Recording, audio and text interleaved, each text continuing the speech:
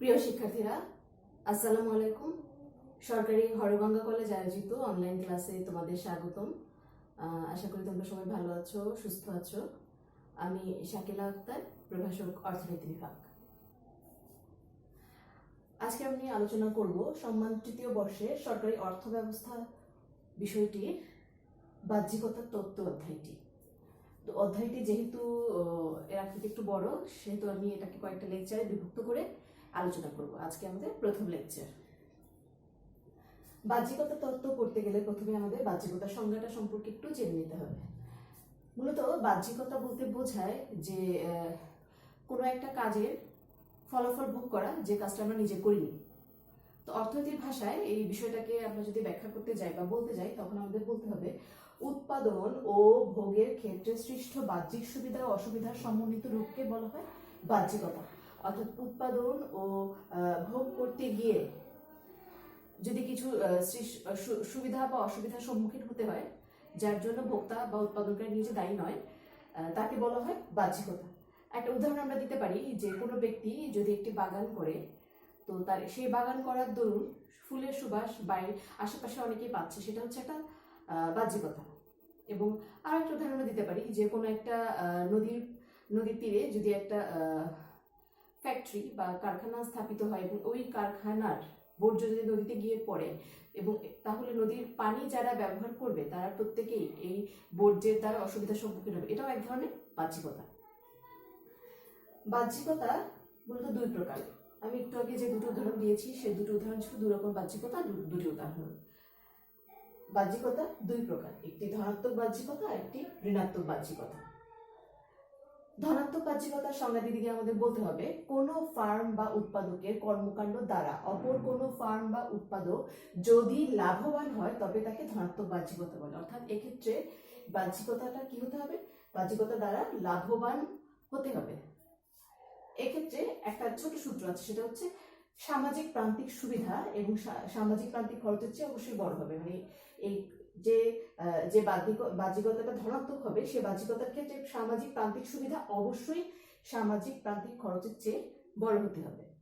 ধনাত্মক বাহ্যিকতার উদাহরণ হতে পারে, আমি পূর্বে যেটা বলেছি ফুলের বাগান, সেই উদাহরণটা হতে পারে কোনো এক্ষেত্রে ফার্ম বা উৎপাদক না, কোনো ব্যক্তি যেহেতু একটি ফুলের বাগান করেছে, তার কর্মকাণ্ড দ্বারা আশপাশের ব্যক্তিগণ কি করেছে? লাভবান হয়েছে। যেহেতু ফুলের সুবাস এটা একটা পজিটিভ জিনিস, লাভবান হয়েছে।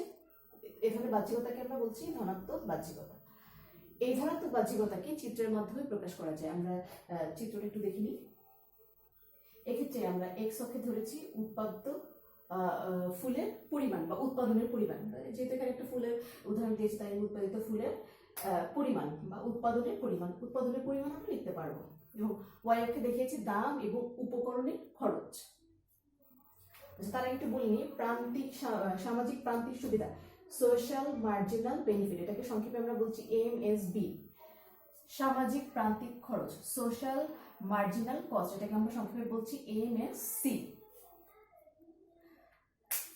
এক্ষেত্রে আমরা এক্স অক্ষে উৎপাদনের পরিমাণ, ওয়াই অক্ষে দাম এবং উপকরণ খরচ দুটোকেই দেখাবো।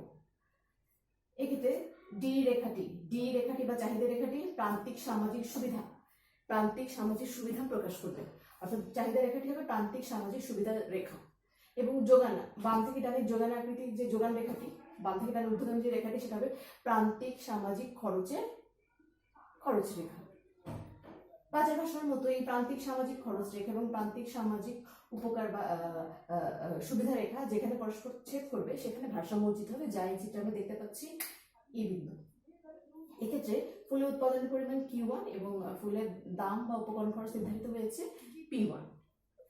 এখন যেহেতু ফুলের বাগান দ্বারা সকলে উপকৃত হচ্ছে, সেক্ষেত্রে কি হবে?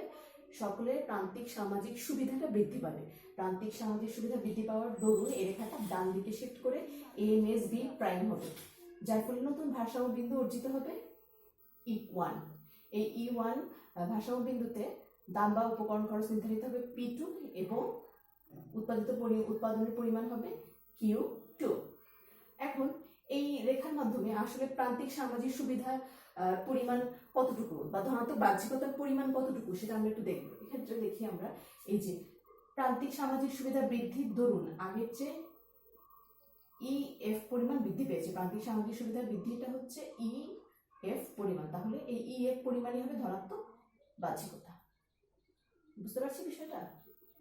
প্রান্তিক সামাজিক সুবিধা বৃদ্ধি পেয়েছে, আমরা জানি শর্তটা কি? প্রান্তিক সামাজিক সুবিধা অবশ্যই প্রান্তিক সামাজিক খরচের চেয়ে বেশি হবে। কিন্তু আমরা দেখতে পাচ্ছি যে এই খরচ আগের মতোই আছে, কিন্তু প্রান্তিক সামাজিক সুবিধা পূর্বের চেয়ে বৃদ্ধি পেয়েছে। সুতরাং আমাদের ধনাত্মক বাহ্যিকতার পরিমাণ হবে ইএফ, এই অংশটা। এবার আমরা আসি ঋণাত্মক বাহ্যিকতায়। ঋণাত্মক বাহ্যিকতা হচ্ছে ধনাত্মক বাহ্যিকতার ঠিক বিপরীত। কোনো ফার্ম বা উৎপাদকের কর্মকাণ্ড দ্বারা অপর কোনো ফার্ম বা উৎপাদক যদি ক্ষতিগ্রস্ত হয় তবে তাকে বলা হয় ঋণাত্মক বাহ্যিকতা। শর্তটাও ঠিক উল্টো হবে, এক্ষেত্রে এমএসবি লেস দেন এমএসসি, অর্থাৎ প্রান্তিক সামাজিক সুবিধা হবে প্রান্তিক সামাজিক খরচের চেয়ে ছোট, অর্থাৎ সুবিধার পরিমাণ কম হবে, খরচের পরিমাণ এখানে বেশি হবে। এটাকে যদি আমরা চিত্রে দেখাই এই পূর্বের মতোই, এক্স অক্ষে আমরা দেখাবো উৎপাদনের পরিমাণ এবং ওয়াই অক্ষে দেখাবো দাম ও উপকরণ খরচ। আগের মতোই চাহিদা রেখাটি দেখাবে প্রান্তিক সুবিধা রেখা, চাহিদা রেখাটা হবে প্রান্তিক সুবিধা রেখার প্রতিফলন এবং প্রান্তিক সামাজিক খরচ রেখাটা হবে যোগান রেখার প্রতিফলন। আমরা ধরলাম প্রাথমিক পর্যায়ে, এক্ষেত্রে আমরা যদি সেই আমাদের কারখানার উদাহরণটা বিবেচনা করি, ধরলাম যে প্রাথমিক পর্যায়ে প্রান্তিক সামাজিক সুবিধা রেখা এবং প্রান্তিক সামাজিক খরচ রেখা পরস্পরকে ইউয়ান বিন্দুতে ছেদ করে, ফলে উৎপাদনের পরিমাণ, সে কারখানা যদি কোনো যে সকল দ্রব্য উৎপাদিত হয় তার পরিমাণ হচ্ছে Q1 এবং দাম হচ্ছে P1। এখন যেহেতু এই বর্জ্য পানিতে গিয়ে পড়ে, ফলে কিছু প্রান্তিক সামাজিক অসুবিধার সৃষ্টি, অর্থাৎ খরচ বেড়ে যায়, এটাকে আমরা বলবো প্রান্তিক সামাজিক খরচ বাড়ে, যেহেতু এটা ক্ষতি সৃষ্টি করে। সেক্ষেত্রে কি হবে? এই রেখাটি উপরের দিকে শিফট করবে, উপরের দিকে শিফট করার ফলে নতুন আমাদের ভারসাম্য বিন্দু হবে E2, এর ফলে কি হবে? দামের পরিমাণ বেড়ে যাবে, উৎপাদনের পরিমাণ কমে যাবে। এখন এই রেখার মাধ্যমে আমাদের ঋণাত্মক বাহ্যিকতার পরিমাণটা যদি আমরা নির্ধারণ করতে চাই, তাহলে আমাদের করতে হবে কি? পূর্বের ভারসাম্য বিন্দু থেকে উপরের দিকে এই নতুন যে MSC2 রেখা আছে সেই MSC2 রেখা পর্যন্ত যেতে হবে। তাহলে নতুন একটা বিন্দু পাচ্ছি F, এই বিন্দুটা কে আমরা লম্ব অক্ষের সাথে যোগ করে দেব, ফলে তাহলে আমাদের প্রান্তিক ঋণাত্মক বাহ্যিকতার পরিমাণ হবে P1 P2 অথবা E1 F পরিমাণ। ঋণাত্মক বাহ্যিকতা হবে E1 F পরিমাণ। এক্ষেত্রে কি হচ্ছে? এই প্রান্তিক সামাজিক খরচটা প্রান্তিক সামাজিক যে সুবিধা ছিল প্রথমে P1 তার চেয়ে অনেক বেশি, অর্থাৎ ঋণাত্মক বাহ্যিকতার সৃষ্টি হয়েছে। এই দুটো টপিক আসলে পরীক্ষার জন্য গুরুত্বপূর্ণ। এখন আমরা দেখলাম কি? আমরা দেখলাম বাহ্যিকতার সংজ্ঞা, বাহ্যিকতার প্রকার, ধনাত্মক বাহ্যিকতা এবং ঋণাত্মক বাহ্যিকতা। এখন আমরা একটু এই দুটোর মধ্যে পার্থক্যটা একটু আলোচনা করে নিই।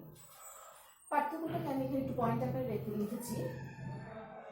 প্রথমত ধনাত্মক ঋণাত্মক বাহ্যিকতার পার্থক্য বলতে গিয়ে আমাদেরকে এই যে সংজ্ঞাগত পার্থক্য দুটো বলতে হবে। এই সংজ্ঞার পার্থক্য দুটো আমরা বলবো। পরবর্তীতে কি? চিত্রগত পার্থক্য। এই যে দুটো চিত্রের মধ্যে একটা স্পষ্ট পার্থক্য আছে, আমরা কিন্তু চিত্রগুলো গুলিয়ে ফেললে চলবে না, আমরা একটু দেখবো যে চিত্রগুলোর মধ্যে কিন্তু স্পষ্ট ডিফারেন্স আছে। তো এই যে একটা পার্থক্য, দুটো পার্থক্য আমাদের আমরা আগের আলোচনার মধ্যে চলে আসলো। আমরা যদি এই দুটো সংজ্ঞা ক্লিয়ার হই, তাহলে এই সম্পূর্ণ পার্থক্যটা এই দুটো সংজ্ঞারই প্রতিফলন। ঠিক আছে? তৃতীয় পার্থক্য আসে সামাজিক উপকার। তো সামাজিক উপকারের ক্ষেত্রে আমরা কি দেখতে পাচ্ছি? ধনাত্মক বাহ্যিকতার ক্ষেত্রে সামাজিক উপকার বেশি, ঋণাত্মক বাহ্যিকতার ক্ষেত্রে সামাজিক উপকার কম। সামাজিক ব্যয়ের ক্ষেত্রে আমরা কি দেখতে পাচ্ছি? ধনাত্মক বাহ্যিকতার ক্ষেত্রে সামাজিক ব্যয় কম, ঋণাত্মক বাহ্যিকতার ক্ষেত্রে সামাজিক ব্যয় বেশি। এবার আমরা আরেকটা পার্থক্য যুক্ত করতে পারি, সেটা হচ্ছে শর্ত। আমি লিখে নিই শর্তের পার্থক্য। সেটা কি? শর্তের পার্থক্যটা কি হতে পারে? প্রান্তিক ধনাত্মক বাহ্যিকতার ক্ষেত্রে প্রান্তিক সামাজিক সুবিধাটা প্রান্তিক সামাজিক খরচের চেয়ে বড় হবে, আর ঋণাত্মক বাহ্যিকতার ক্ষেত্রে প্রান্তিক সামাজিক সুবিধাটা প্রান্তিক সামাজিক খরচের চেয়ে ছোট হবে। এইটা আমরা পার্থক্যের মধ্যে এক করতে আসলে পারি। এরপর 5 নম্বর পার্থক্য যেটা, সেটা হচ্ছে বিনিয়োগ ও কর্মসংস্থানের উপর প্রভাব। কোনটাতে কিরকম প্রভাব পড়বে?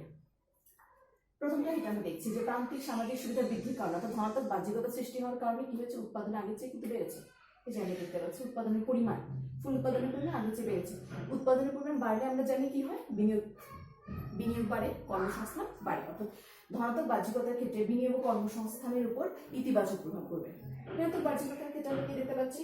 এই যে ভারসাম্য বিন্দু E1 থেকে E2 তে স্থানান্তরিত হয়ে উৎপাদনের পরিমাণ আগের চেয়ে কমে গেছে। সুতরাং আমরা বলতে পারি যে ঋণাত্মক বাহ্যিকতার ক্ষেত্রে বিনিয়োগ ও কর্মসংস্থানের উপরে নেতিবাচক প্রভাব পড়বে। এবার সৃষ্টিকারী প্রভাবক সমূহ, আসলে এটা হচ্ছে কোন কোন জিনিসগুলো ধনাত্মক বাহ্যিকতা সৃষ্টি করে, কোন কোন জিনিসগুলো ঋণাত্মক বাহ্যিকতা সৃষ্টি করে। আমরা কিছু উদাহরণ এখানে দিয়ে দিব। যেমন যদি সরকারিভাবে উদ্যান প্রতিষ্ঠা করা হয়, তারপরে কমিউনিটি ক্লিনিক স্থাপন করা হয়, এইসব জিনিসগুলোর কিন্তু ধনাত্মক বাহ্যিকতা অনেক বেশি। ঋণাত্মক বাহ্যিকতা কি আছে? যদি জলাশয়ের পাশে বড় শিল্প কারখানা স্থাপন করা হয়, তারপরে ধূমপান মাদক দ্রব্যের কারখানার পরিমাণ যদি বাড়ে, বৈধ কারখানা যদি বাড়ে, এসব কি সৃষ্টি করবে? ঋণাত্মক বাহ্যিকতা সৃষ্টি করবে। সুতরাং এই 6 নম্বর পার্থক্যটা হচ্ছে সৃষ্টিকারী প্রভাবক সমূহ। যে জিনিসগুলো ধনাত্মক ঋণাত্মক বাহ্যিকতা সৃষ্টি করে তার প্রভাবগুলো কেমন হবে এটা একটু সংক্ষেপে আমরা এখানে ব্যাখ্যা করব। তো আমরা মোটামুটি এটা সহ 7টা পার্থক্য আমরা দেখলাম। তো ক্লাস আমি এখানে আজকে শেষ করব। আমি একটু মনে করি কি আমরা করেছি আজকে। বাহ্যিকতার সংজ্ঞা, বাহ্যিকতার প্রকারভেদ, ধনাত্মক ও ঋণাত্মক বাহ্যিকতার সংজ্ঞা, শর্ত এবং চিত্রগুলো সম্পর্কে আমি ধারণা নিলাম, এবং সবশেষে কি করলাম, ধনাত্মক ও ঋণাত্মক বাহ্যিকতার মধ্যে পার্থক্যটা একটু আমরা দেখে নিলাম। এই জিনিসগুলো মোটামুটি সহজ, তবে একটু চোখ বেলাতে হবে, একটু দেখতে হবে। যেহেতু আমরা বাসায় আছি, আমাদের হাতে সময় পূর্বের তুলনায় অনেকটা বেশি আছে, তো খুব বেশি না হলে আমি আশা করবো তোমরা একটু একটু করে হলেও পড়াশোনাটাকে এগিয়ে নেবে, আর একটু একটু দেখবে। আমরা যেহেতু বাহ্যিকতা অধ্যায়টা শুরু করেছি, তোমরা যদি এর পরবর্তী অংশগুলো একটু আগে দেখে রাখো, তাহলে হচ্ছে ক্লাসটা আমরা একটু বেশি কার্যকর হবে। তো আশা করি তোমরা এই যে এখন বর্তমান পরিস্থিতিতে পড়াশোনাটা আসলে বন্ধ করে দেবে না। আমরা অনলাইনে হোক, যেভাবে হোক, আমরা চাচ্ছি জিনিসটাকে এগিয়ে নিয়ে যেতে, তোমরা আমাদেরকে সহায়তা করবে। তো সবাই ভালো থাকবে, সুস্থ থাকবে, সবাই বাসায় থাকবে, নিজে ও নিজের পরিবারকে নিরাপদে রাখবে। সবাই ধন্যবাদ।